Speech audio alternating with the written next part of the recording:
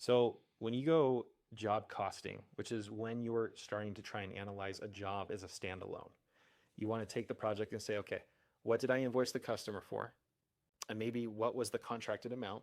Okay, you can do all this in some of these softwares. You can actually put in, okay, we're contracted at $210,000 on this home remodel is a good example. And you can even create budgets. You can go that far. But as far as tracking it just for that job, you're going to start applying all the invoices, make sure they tie back to that job. And you have to classify that typically in the accounting. So as you're creating the invoice and sending it off to the customer, you need to make sure you tie it to a job.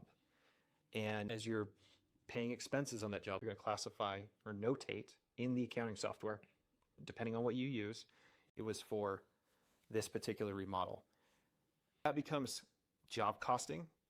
And what you're doing there is you're tracking all the revenues and all the expenses that relates to that job.